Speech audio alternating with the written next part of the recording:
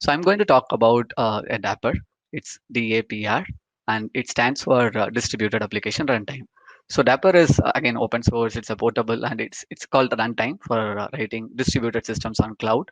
And you can also use Dapr on your virtual machines. So yeah, in previous session, like Nish was talking about what are microservices and how can we develop one and all that stuff, right? So I don't want to spend time on that.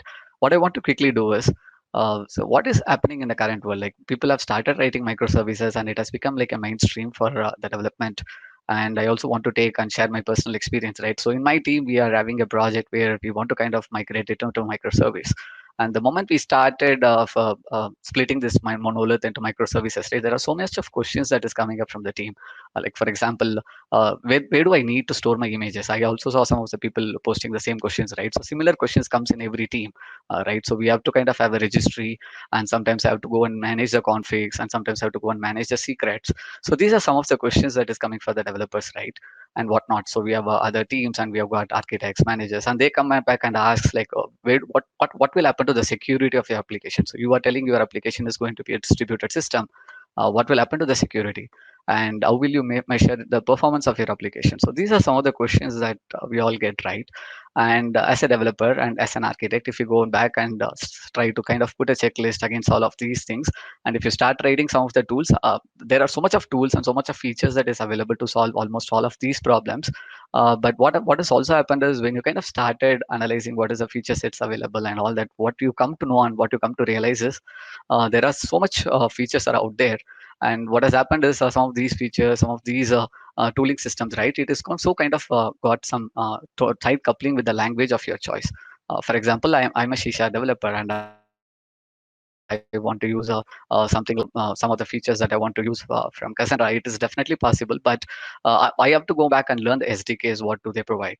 And what has also happened is with so much of features and so much of frameworks available right now, it is kind of totally coupled with the environment that you are going to run your system. So what I mean is today I'm going to kind of have a monolith. I want to kind of break it into microservice. I kind of host it in a cloud or in a managed Kubernetes system. Some of the decisions, some of the choices of the tools that I have to take kind of depends on the final state where I want to run, right? So even before I kind of develop, even before I think of writing a microservices, I have to kind of understand the complete infrastructure where my service is going to run, right? So that as a developer, what happens now, right? So my primary aim of all of the developers is to go and solve the business problem, right? We all here we are writing code to solve the business need, right? And what happened is kindly we have to understand what is the kind of tooling system we need to have, what kind of system that we need to run, what kind of configuration we need to use. So what happens is for the developer, right, all these kind of thoughts is kind of become so much on the developers to even focus on writing the business code. And out of all of that, right, we also have some of the existing code, and we want to port this code into our system, right? So I want to use some of the features that I've developed in my current code. So these are some of the these are very hard problems to solve, right? So starting is very easy, but if you think of microservice running it at a scale in a cloud environment, it becomes really, really difficult if you have to understand all these problems in depth, right? And we have also done, so there are so many companies which have done like microservices, and what's been given like a prescription, I would say, right? So when you even think of writing a microservice or a distributed system, so you should go and understand like what are the building blocks of my system. So like, similarly, if you're writing a monolith app, you don't really care about where is my applications going to run. So it is pretty much, if it is an web API, you could probably go ahead and host it in IIS, right? But if it is becoming like a system which is a distributed system, and if you want to deploy it in say in a Kubernetes, right? So you need to understand some of these concepts out there. I could probably again explain with an example, right? Somebody asked in the YouTube channel, right? So how can I call one service into another? So like in the example that we just saw, like in e-commerce application, right? Let's say I have an order application, order microservice, and I also have payment microservice, right? And order microservice needs to call payment microservice for me to complete any order. And assume this order microservice and payment microservice, if it is like a system which is like a service which is going to run in my local system, I could definitely call using localhost using HTTP. But what if it is going to run in a container in a managed Kubernetes system, right? So what happens then? Right. So my order system will be somewhere running in some pod, and my payment service will be running in a different pod. I don't even know the endpoint of the payment service. Then what is the way like my order service can talk to the payment system, right? So these are some of the challenges that we have. And we definitely have tools to solve these kind of challenges at this moment, right? We have got something like Console, Eureka to do the service discovery. So all that tools are available. What happens is, as a developer, I need to understand what are those tool sets are, and if it is definitely going to solve my need, and how is it going to come and work together in the final state. Like after I deploy my application, how is it all going to come together? So these are some of the difficulties and the functional problems that we have, right?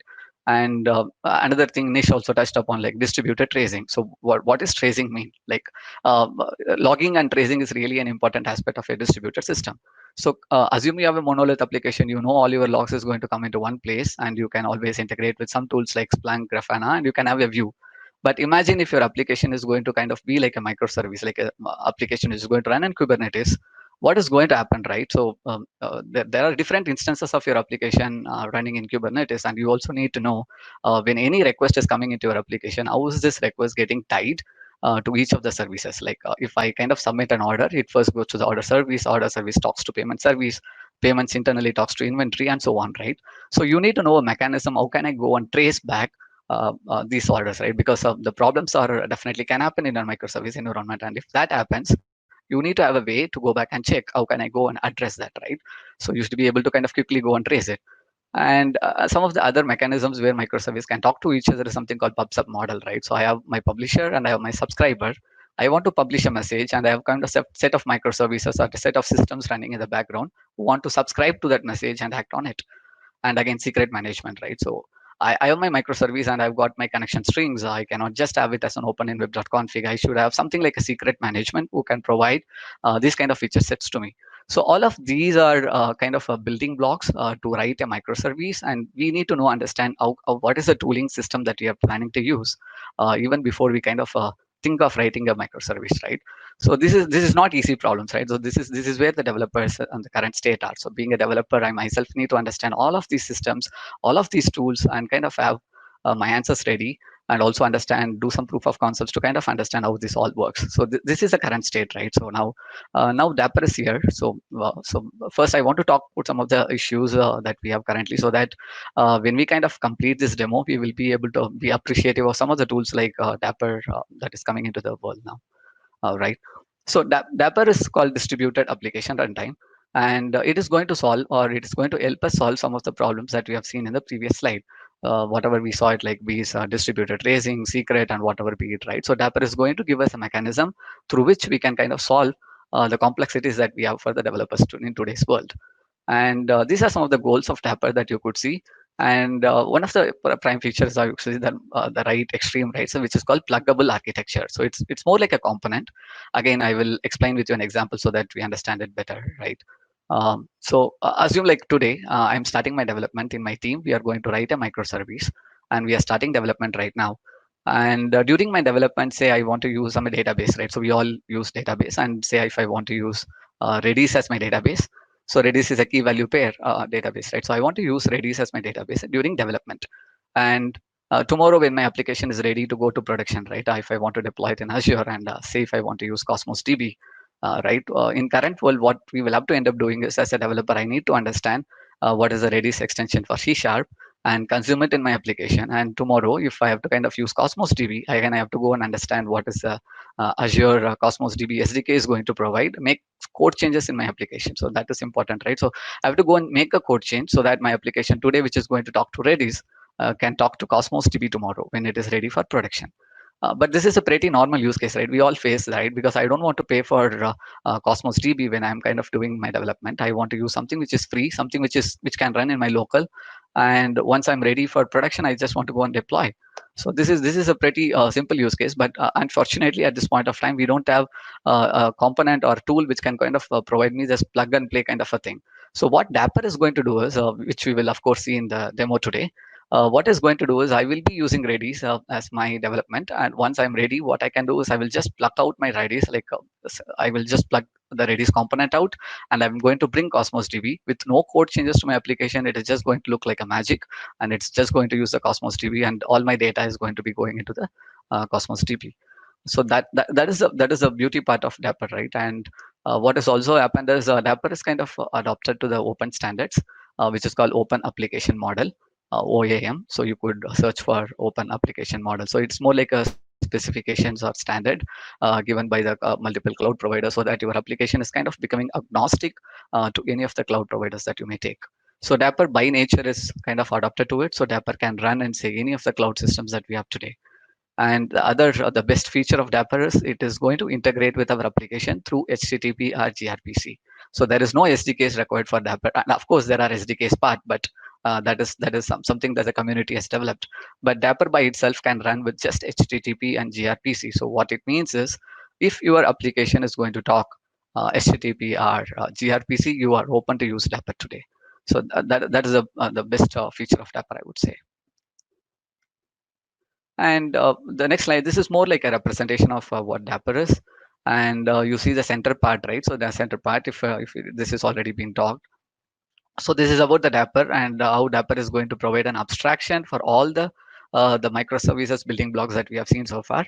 And when I say abstraction, what it's going to do is in Dapper, I will go and say, today I want to use Redis, and Dapper is going to understand that. And tomorrow, when I say I want to use Cosmos DB, I just want to go to Dapper and say I want to use Cosmos DB. So all my kind of components, all my kind of interaction, I will let Dapper know. And what Dapper has done is given an abstraction, basically an API on top of all these problems that we have seen so far, and it is going to give an interface by means of HTTP and gRPC. And at the top, you see the application code, right? So since I've already told, it could easily relate to any application which is going to talk HTTP or gRPC, you can go and use Dapper. And at the bottom part, you see like it can run on any cloud and on any of the infrastructure that you have. Because it is actually adhering to the open application model, right? So open telemetry and all that stuff. So Dapper can run in Azure, it can run in AWS, it can run in Alibaba and whatnot. And it doesn't mean that Dapper can only run in any cloud system, right? So currently what has also happened is in our company itself, right, we have got so much of a virtual machine, so much of data center out there. And what if I want to kind of run Dapper out there? It is definitely possible, right? So if you have got a bare metal virtual machine, you could go and host Dapper in there. It doesn't mean that Dapper should run only in a cloud managed system. It could definitely run on your virtual machine, where you can go and run the Dapper runtime, right? So all that is possible. So once that is done, Dapper is going to kind of provide an abstraction to all the building blocks that we have seen, and you can consume the Dapper runtime. So yeah, I also want to talk a bit of architecture, so then we can go into the demo part, if that makes sense, right? So Dapper, as I said, right, it can run on bare metal, like on a virtual machine, and it can also run on a Kubernetes managed Kubernetes system like AKS, right? And this is about the architecture or representation of Dapper itself. And it is called self-hosted because when Dapper is going to run in, say, in bare metal on a virtual machine, we call it as self-hosted. And when Dapper is kind of hosted in a Kubernetes system, we call it as a Kubernetes hosted architecture. So first I will talk about the self-hosted.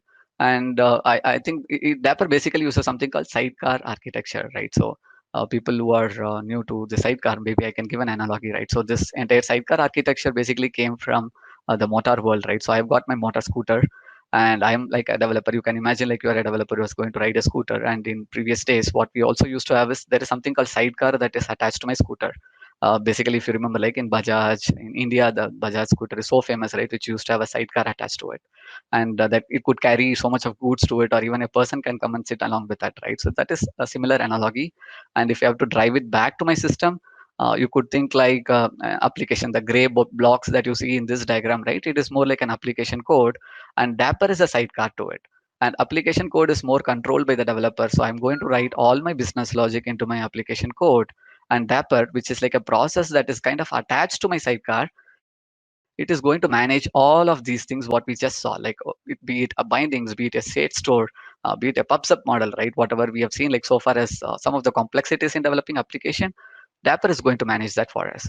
And this is called sidecar architecture, right? So when we say sidecar, you have your application code and you have Dapper also running alongside as a process with each of your application. And when I want to kind of save some data, it is as simple as say Dapper, this is the data that I want to save. For example, let's take, I want to save some feedback form, right? I have a form in my application code and I want to save it in say a Redis database, right? I will just say, hey, Dapper, please go and save this that through HTTP or through gRPC. That is as simple as that, right? And again, if my application, like if my business logic wants to talk to a different code, like different component, which is called service code B, all these communications can happen through Dapper sidecar. And if you see, Dapper sidecar is internally also connected through mutual TLS, and that way it is also secured. My security is kind of inherently taken care by Dapper itself, right? And at the top and bottom, you see there are so much of tools out there, right? You see like something like Cosmos, Redis, Cassandra. So those are nothing but my database systems like key value pairs, and there are so much of expanding now. Dapper is by default, it is already when we talk or when we speak today, it is going to have all these kind of all these kind of state stores and features available as abstracted as part of Dapper APIs, and it is definitely expanding, right? And in case of observabilities, like Nish was showing, like Zipkin, like earlier, probably Nish would have used the Zipkin SDKs or to integrate with the application, right? And with Dapper, all that is kind of solved. We'll see if we kind of have time, we will go over that too. And this is again a high level representation. Like my application code is going to be there, and it is going to use HTTP or gRPC to call Dapper. Internally, Dapper is going to manage whatever I want to do, like be it state management to whatever be it, like we just saw, right? So this is more like a high level representation of what Dapper looks like in a self-hosted mode. And Dapper definitely can run in Kubernetes too. And maybe I can split this up, split this diagram into two parts, right? So if you focus on the left side part, at the bottom you see there is something called pod, and you also see a container and also Dapper sidecar. So this is nothing different. So in the previous mode, if you are running in your virtual machine, you will just not have this Kubernetes and you will just not have this pod. But if you want to host Dapper in a Kubernetes mode, it is going to run your application by default. It's going to run inside a Kubernetes pod.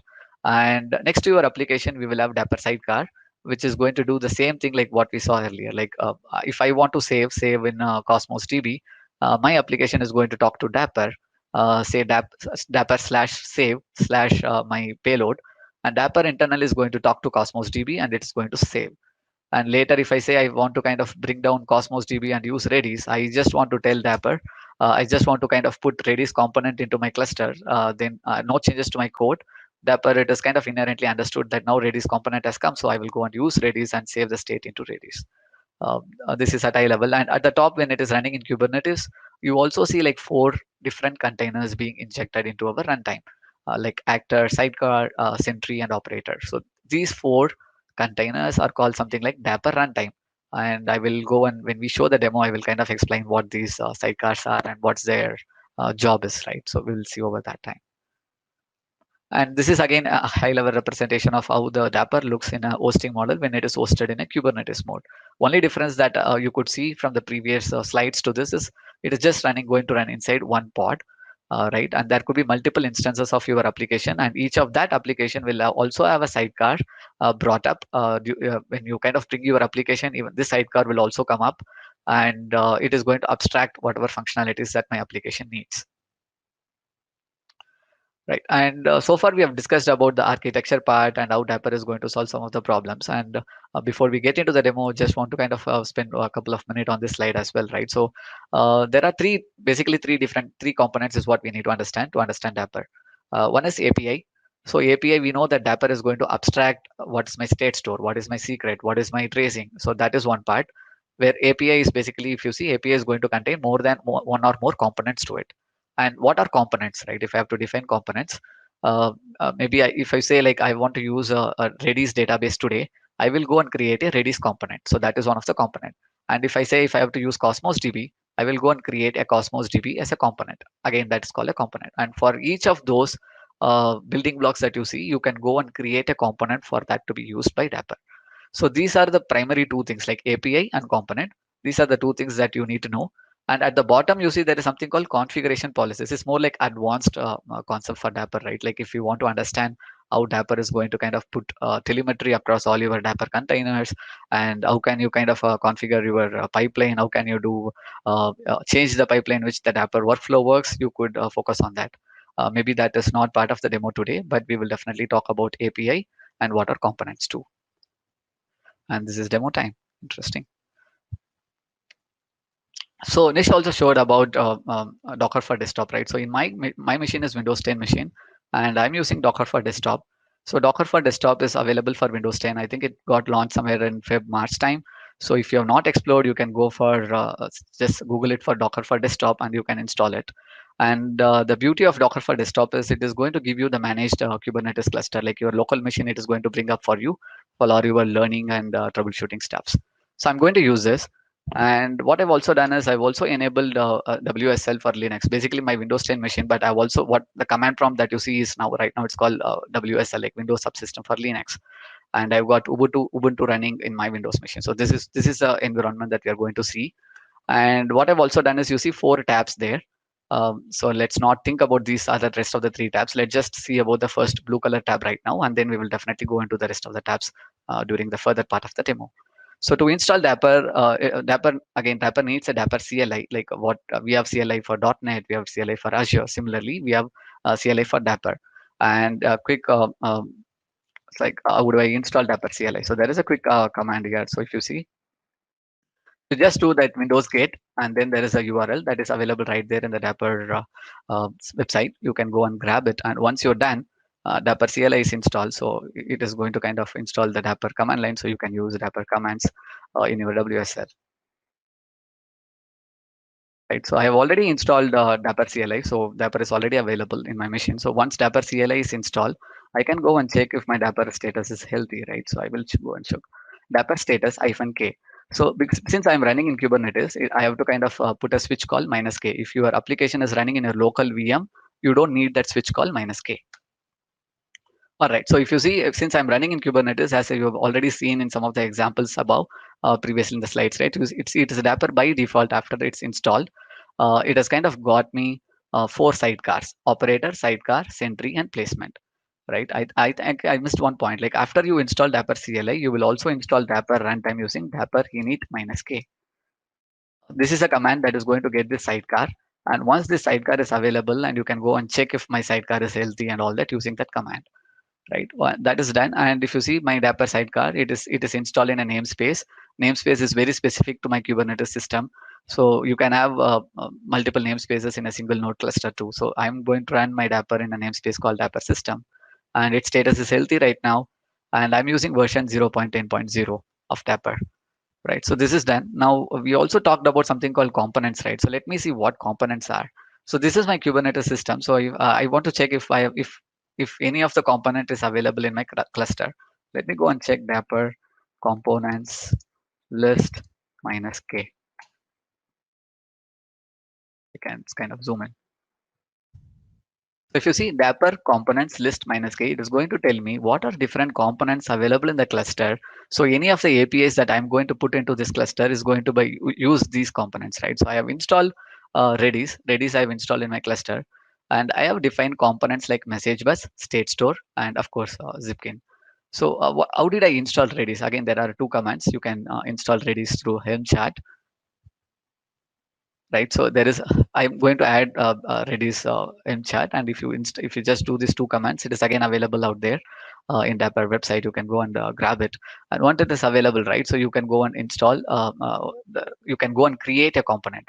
So right, since we talked about the component, I will quickly explain like how can I go and create a component? What does it look like, right? Because you're talking about components for so far, but I also want to show you how will you go and create one. So for that, you can see I'm going to open my Visual Studio where I've created the component definition. So forget about this Visual Studio, this code. We will come back to this in a moment, but I just want to focus on this part, which is called Redis local pubsub.yaml, Redis local state store.yaml, 2 files out there. So let's see that what does it look like. So once my Redis is installed, I went and created this YAML file. So people who are kind of following or kind of worked on Kubernetes, it is something similar. Like I want to create a custom resource, what we call it as a resource in Kubernetes. This is something similar to that custom resource. But instead of using Kubernetes APIs, I'm going to use Dapper APIs, like API version. And I'm going to say I want a state store. I want to base state store is nothing but an alias for a database. You could think of that sort. So I need a database and which name is called state store, and I want to connect in my development phase. I want to use Redis, so I'm going to use state.redis, and some of the metadata. Metadata is name and key value pairs, and I'm going to say what is my Redis host and where my Redis is configured, and what's my password. Currently, if you see, I have put my open password, but ideally in prod, you will not be supposed to do that. So you will go and manage it through secrets. But that is too much for the demo, so that I've kind of opened it here. And similarly, if I have to use for Redis PubSub, I go and create. I want to create a component, and its name is called message bus. And again, I want to use PubSub Redis. This is the API definition for PubSub. and then again key value pairs. So Redis, which is installed in my machine, right? So the two commands that we just saw, right? So Redis is going to act as a PubSub, and it is also going to act as a database for me. So that is what Redis can do, right? And similarly, I will also show you how I created a component for Cosmos DB. Let me open this. So this is nothing but if you see there is no difference between this state store and this Cosmos DB. I've been given the same name state store, but this time instead of state.redis, it becomes like state.azure.cosmos DB. So this is the definition. And again, there are metadata which says like where my Azure Cosmos DB is running and what is the key and what is the database and what is the container name.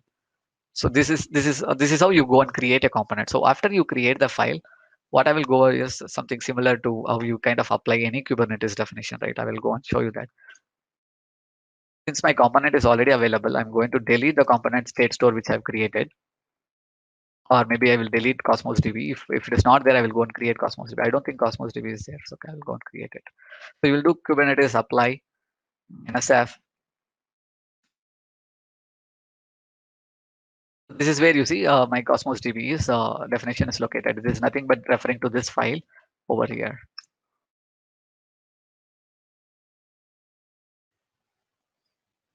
So if you see component.dapper state store is configured.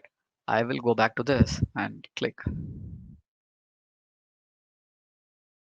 So my state store, which was like Redis earlier, has become Cosmos DB right now, right? So if at all, if my application was using Redis as my database, it will start using Cosmos DB from this moment.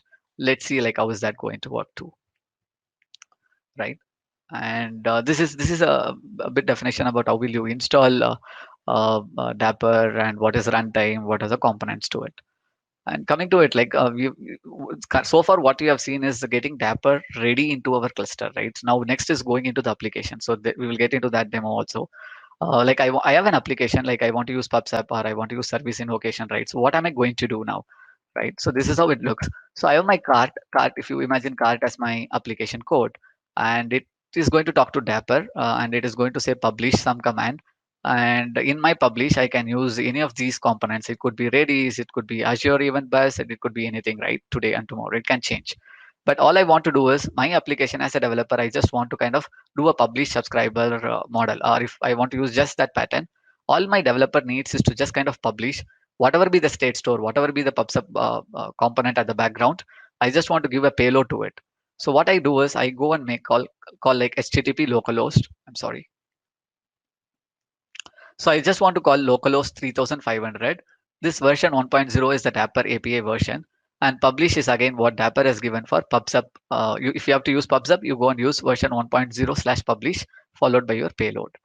So this localhost 3500, it is called localhost because if you understand Dapper as a sidecar, right, it is going next, it is going to run next to your application. It is always going to be localhost because your application is always going to identify the Dapper sidecar through localhost because it's all going to run in a same pod in a Kubernetes system. And the port is 3500. 3500 is the default port exposed by Dapper for HTTP. And we have got similar port. I think it is 5001 for gRPC. So this is done. So I want to kind of publish my message. And at the receiver side, I also have similar message. Like Dapper is also need to identify my application to kind of pass this message. So my application is again going to talk to Dapper, and whenever message is posted, I'm going to receive it. And since it's a PubSub, I can also have more than one person or more than one service listening to my published message. And that is example for PubSub. So this screen is basically going to talk about service invocation. Like again, in a Kubernetes way, we saw like how difficult it is to kind of do a service discovery by using some tools like Consul and all that stuff, right? But with Dapper, it is going to become much simpler because if you think of front end as one application, right? If I want to call something in my cart, which could be like my backend, all I do is I go and say Dapper. Again, if you see, follow the semantics of the URL. It's localhost because my Dapper is running next to my application.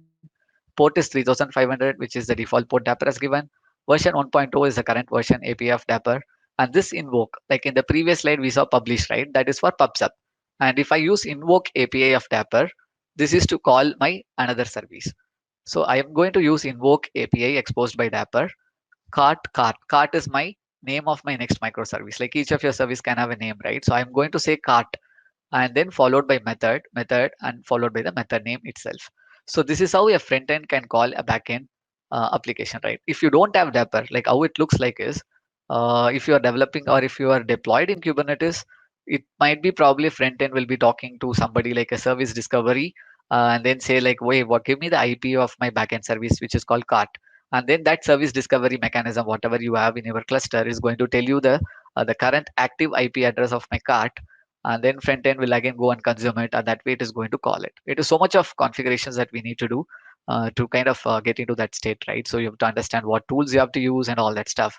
But with Dapper, if you understand, it is just going to be a localhost port followed by some kind of semantics which Dapper has given, and followed by cart and the method name, and pass the payload.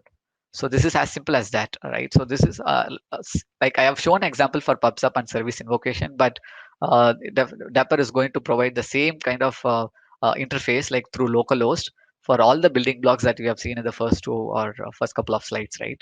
So that is the kind of beauty of Dapper. And let's get into the demo also, right? So before kind of getting into the demo, I will show you quickly like how I will show and execute this application so that you understand how it looks like.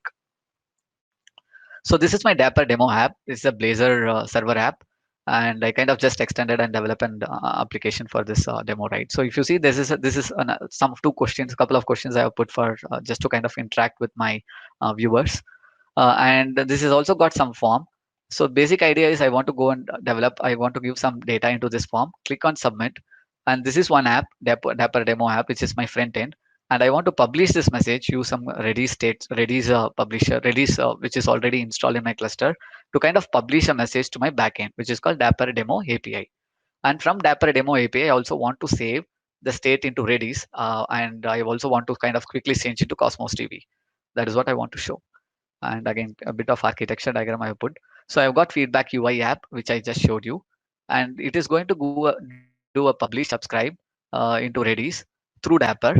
And again, I've got a receiver API, which is again going to subscribe to this message, do some massaging to the message, and save the state into either Redis database or to Cosmos database, whatever be it, right? We can quickly change, play around with this so that no code changes being made to my pod. I can quickly change my data, which is getting into Cosmos, into Redis, and vice versa. All right. So I will go and before going to the code part, I will just go how it works also. So I'm going to give some form name and some test message. So once you've done that, it is going to kind of, now what has happened in the background is whatever data that I filled in this form, it got published into my backend API. Backend API is also able to save the state into my state store. All right. So let me go into the code part. So I've got Visual Studio. Again, there are two solutions I've opened. One is Dapper Demo app, which is my front end, and this is my backend, Dapper Demo API. So let me go to the front end part. We have always seen that Dapper kind of uses a localhost and HTTP, right? So to show that, I will quickly show.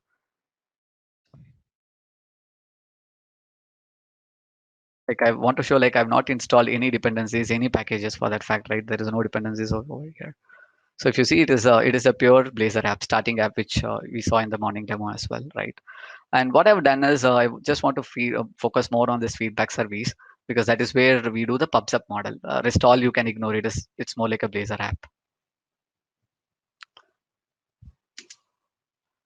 All right.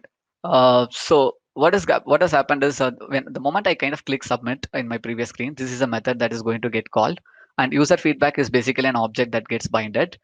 And I want to post, right? So if you see, when I want to kind of post it to my Redis component, this is how it looks like. If you see, I'm just doing localhost 3500, which we already saw, like 3500 is the default port, version 1.0 of Dapper, and I want to publish the message because I want to use publish subscriber pattern here, and I'm saying message bus. This message bus is nothing but the name of the component that we created. I can show you that. So this is a message bus. If it could be any name here. I could even give it like Dapper demo message bus or something of that sort. But this name should kind of match with what we give here, message bus. And feedback is my topic. This topic, if you were kind of used PubSub in the past, you could understand like topic is basically different queues that you can create, right? Like to which topic I want to kind of publish this message, right? I've created a topic called feedback.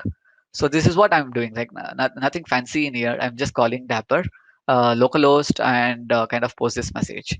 And right now, probably some of you might have a question like, how will my system, which is running in Kubernetes, can kind of resolve this localhost address, right?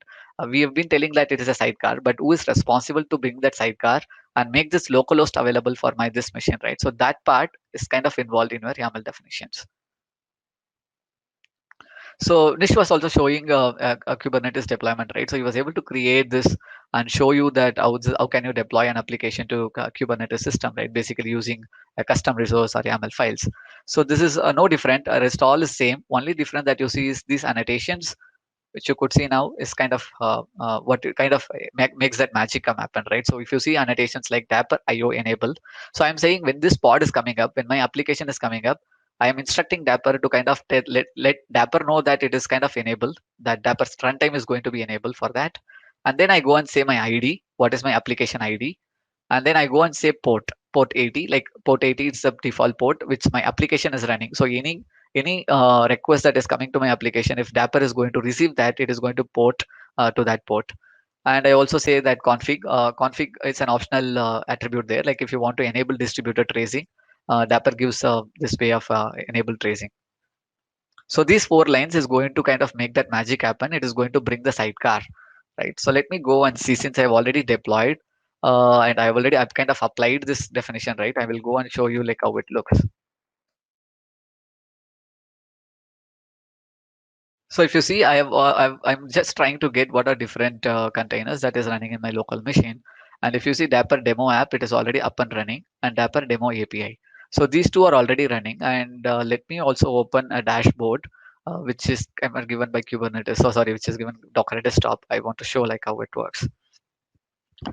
So if you see Dapper demo app, if you see this is my container where my application is running, and for each of my application, right, I have also got a sidecar running, which is next to it. So if you see Dapper demo app, I think it is not sorted. I think my machine is becoming slow too. Basically, I just want to show like whenever my application, when my container is running, it is also kind of bringing a sidecar next to it, and I could also show you the logs of that. I think that UI is becoming slow.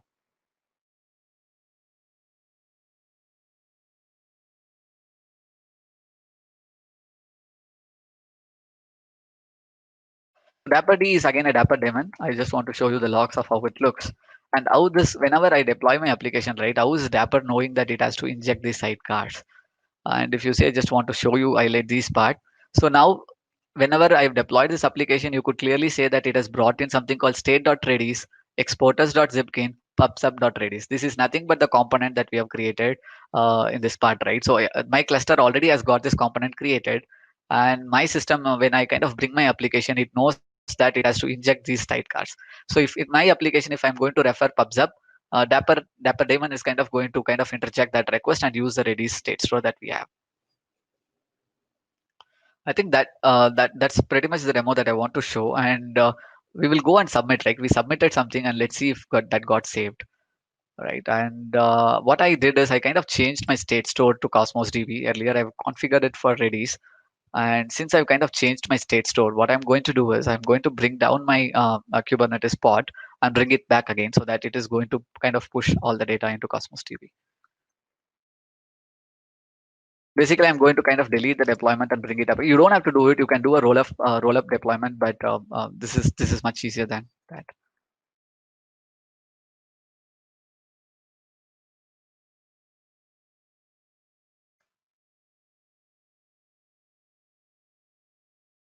Sorry for that.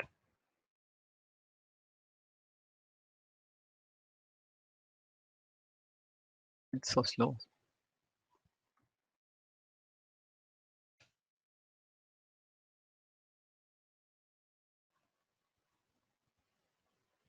I'm so sorry. I think my machine is becoming so slow now.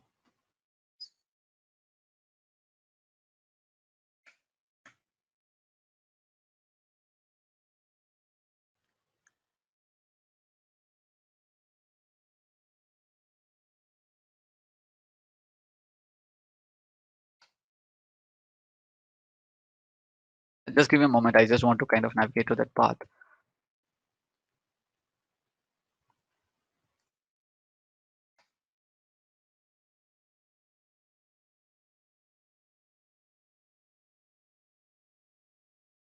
So sorry about that. I think the live sharing is kind of taking a strain on my machine.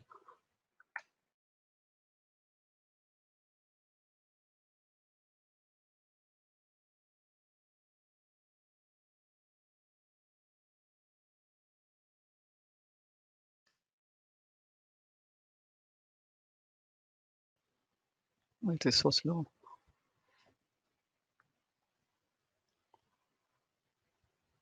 All right. Basically, like I will just go to the complete my demo part. So let me go, and since I've already submitted it, so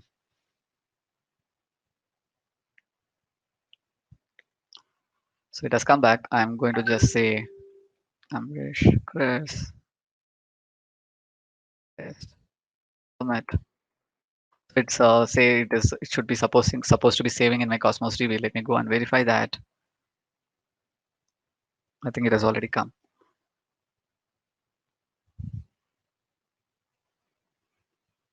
So this is my resource which is running in Azure Cosmos DB. So I think since I've kind of already saved it, you could see that state has come.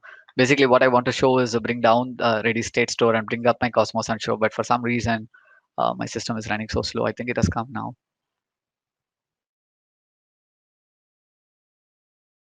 But nevertheless, what I can also show is I've also deployed this application in AKS. So I can probably, if some of you can kind of try it out, right? So this application is already deployed, and this is a URL, short URL. I can show you that. So it is short url.at/amr45. So if you could try it, right? So what is going to happen is in my Azure cluster, I've kind of by default made my data store as Cosmos DB. So it is the data is going to get saved into Cosmos DB. So for basically what I want to show is like in my local system, I was using Redis, and when I was ready, I will just port my application into Kubernetes cluster with no code change to my application, just bringing down my Redis component and bring up my Cosmos DB. It's just going to work as it is.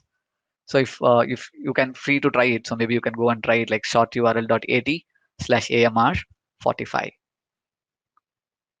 So this is my application which is running in AKS, and it is all going to do the same steps. Let's see if this is going to work. Maybe I will give a different name.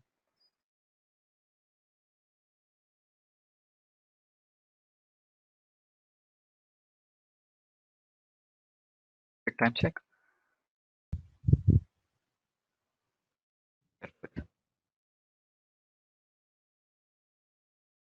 Let us see.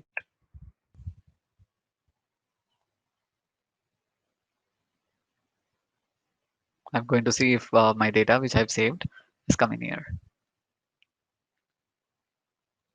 So if you see, I just did another save like a b.net, right? So if that has come. So all right. So if anybody wants to use it, try around. You can go and see. There are some couple of questions just for fun. You can go and see if you can answer that. If I was able to at least explain some of the basic concepts of Dapper, right? I just want to see if people have understood something basic. So I've just given some questions. Please feel free to kind of go and access this URL, short url.at/amr45. That way we could see live feed coming into this. All right, thanks. Somebody has done that, which is good.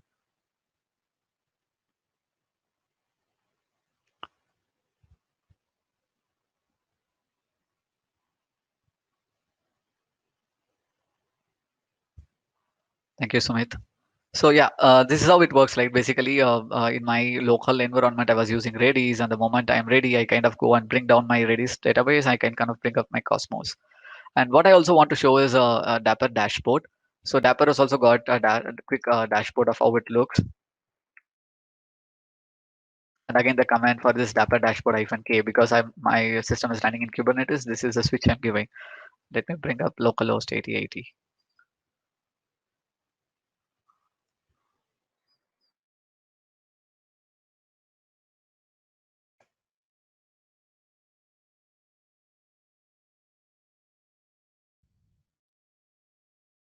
So this is how the Dapper dashboard looks like. So basically what it is going to give you is a quick view of what are the different sidecars that is running and what is the configurations, what is the different components that you have. Like if you are more like a GUI person, you could go and use this to kind of see. So see, currently, if you see, there are two applications which is running in my cluster in which the Dapper sidecars are running. and what is my version, what is the different components that I've installed. Like if you quickly want to say, like currently I'm using Cosmos DB and I've also put Zipkin there. So let's see how Zipkin use. Like Nish wants to show that, right? Let me see if I'm able to bring that up.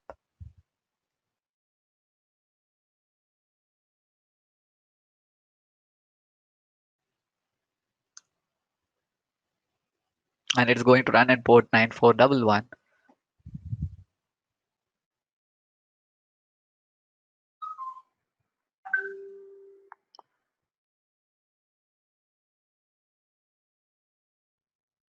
So Zipkin is basically a distributed tracing machine system, which is so this is how it looks like. What has happened in last 15 minutes in my cluster, if any of application has been worked, right? So we will come to know what has happened, right? Clearly you could see again Dapper Demo API and Dapper Demo work, how much of connection that went in, because we kind of did 3 times PubSub and 1 time state stave. You could go and check, and it is also going to give you click a good overview of what is the connection that has gone right. So I've used PubSub. I kind of got the state. I kind of saved the state. So this is called distributed tracing. So now I've got my UI application. I've got my backend. Tools like Zipkin is going to kind of help me trace what has happened from my front end to my back end, like what has happened in each of my state, how much time it took, and all that. So with Dapper, I didn't do any of my Zipkin integration with my code. By default, we are able to kind of use, because of that one line that we saw in our YAML file, right? Dapper tracing enabled with that line, and by installing Zipkin chart into my cluster, I'm just going to bring it like such a magic thing. Like no code change, no code was written kind of to make all this happen right now. That's pretty much about what I have. Let me go back to my slide. So we have seen this like ready state, so I could quickly kind of bring back my Cosmos DB and kind of use it. And what has also happened is it has got Dapper language SDK. So what happened in our PubSub, we saw the code. We saw like we use localhost. Let me show the code how I've written my API. That is an interesting part too. So if you see my controller, this is a controller which is going to receive the message. So we saw like from my app, I'm going to port it to message bus, and this is my topic name. So yes, this is a .NET Core Web API, and Dapper with this, because of it has got so much of integrations with tools like .NET Core, and it has provided native SDKs. Right, I can feel like I'm writing a .NET Core app. It doesn't feel like I have to go and use always the localhost part. There are language specific SDKs. Once if that is injected through this command, like I've kind of put my services called add Dapper. The moment I do that, my application is kind of understanding what Dapper is, what is the kind of events that is going to come, and it is going to unwrap any of the messages that is going to come, like user feedback, right? So this is a message that we kind of posted into our publisher, and this application is now going to understand uh, uh, this endpoint, like from services. This is a from the SDKs, which is going to unwrap this user feedback message for me. And once that is unwrapped, I kind of understood what is my user feedback. And here, if you see, I'm instead of calling state store name value, instead of doing this, I'm using now language specific SDKs, which is .NET Core SDKs, to save my user feedback. This line, right? So it is going to understand what is my state store, which is defined in my cluster, and it is going to use that and pass the feedback and going to save that. And before saving, I'm just saying if that data is already existing, like if first name already exists, that is my key. If my first name is already existing in the data store, I'm just going to pick and update the same value. That way I can limit the number of users in my system, right? And this is a simple line which is going to save it in the state store. So this state.save as something equivalent to call like this. You can do a post to this URL and it is going to get saved. This is kind of a low level, like if you want to kind of like if you're using a Node.js, Python, whatever be the language, right? If it has got HTTP, you could just post to this and your application data will get saved. But since I also wanted to use and show people like how is the language SDKs have come up at this point of time, it just kind of showed you like you could very well go and use it. And this is what I've Okay. come like Dapper language.